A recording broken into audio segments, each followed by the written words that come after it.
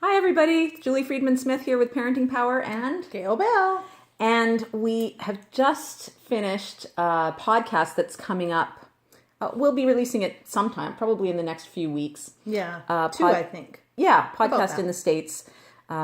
Talking with them about the importance of meals and how to set up mealtime in a way that works. That works. Because there are so many crazy things that happen at mealtimes. Right, and families. I think there's a lot of, I want to say, pressure on parents to make sure they're feeding their children well. So on the one hand, we're hearing, it's nutrition is so important, which we know it is. Mm-hmm.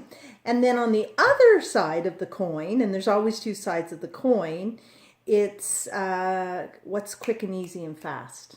Yes, and we live in a world of abundance, so there's always food available. Yes. Right? Yeah.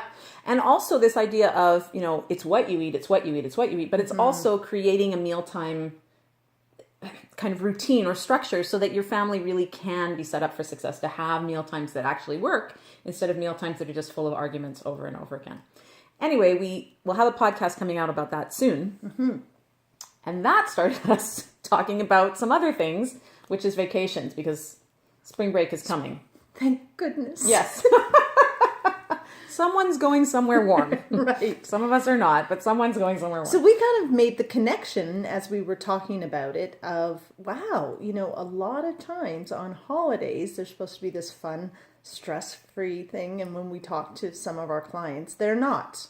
So, and one of the things is around mealtime. So we really just wanted to have a conversation today and maybe share some thoughts and get you guys thinking on how you can set your family up for success around mealtimes on holidays. Because we often hear, it becomes a free-for-all and, we can have that because we're on holiday. And then sometimes parents even have guilt about what they're feeding their kids day in and day out on holiday. Sometimes if you're going to an all-inclusive, there's, huge buffets and that's things. what they're called, buffets, and the kids are choosing things, and then the argument is at the table. Well, you need to have this. Why? This was there. Okay, fine, today. And then tomorrow it's the same argument, and parents have a lot of guilt around what their kids ate for 10 days or a week, and why did that happen? Or just the arguments. Just the arguments over and over again. And so really, you've never heard Parenting Power say this before. Parent with a plan. Parent with a plan. You've got time. Even for vacations, we need to have a bit of a plan. And what that really means is just getting clear on the expectations. Yeah, not a minute-to-minute plan. No. But really, sometimes different parents have different expectations. Like the dad wants one thing and the mom wants another. Lay off. And no, we need to do this.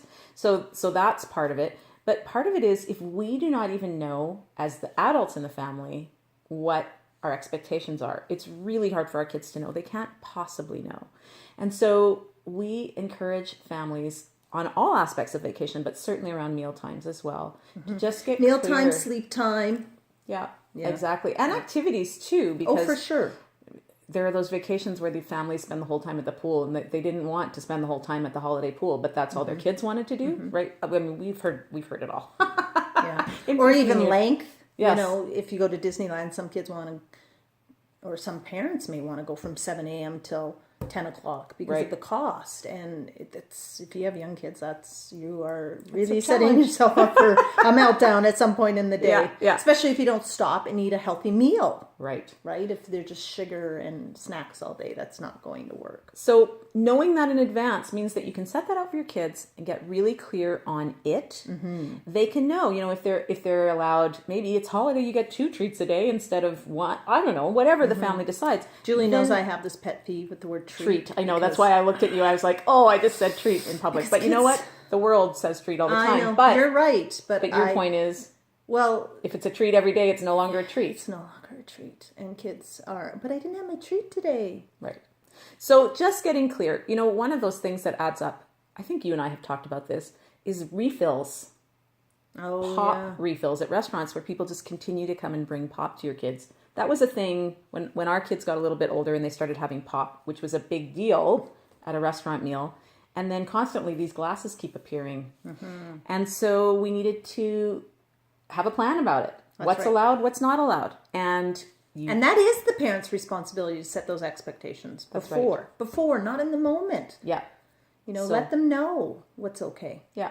So it's really up to you and your family what you think is important. But we just wanted to remind you that as you're heading out on vacation, yes, you're doing the planning about where are we staying and have we got the tickets for this and what's our budget for that, and give some thought to mealtimes, sleep, from a scheduling point of view and from what you're going to allow, so that people can be filled with good food so that they can have the energy to do the things that they want to do instead of having big sugar crashes. And right. Can I add one more thing? Yeah. Screen time. Yes, of course. Figure it out before, because otherwise, they'll be on the screens a lot. Yes. Because they'll be tired from the pool, so people will say, well, let's come back and chill. And we know chill is often in front of a screen, and that's not chill. No. That's it's stimulating not, the brain again exactly. and again. And then you get grumpy kids. Or grumpy parents. Oh, yeah, and grumpy parents. So not to say anyway, no. It's just some thoughts, because we're kind of 2 weeks out from spring break. So we want to there. set you guys up for success. We want to allow you to know you still have time to do this. Yes. And perfect to be just thinking about it and then set aside some time to talk with your co-parent and make a plan. And have a great trip. We'll talk to you next time.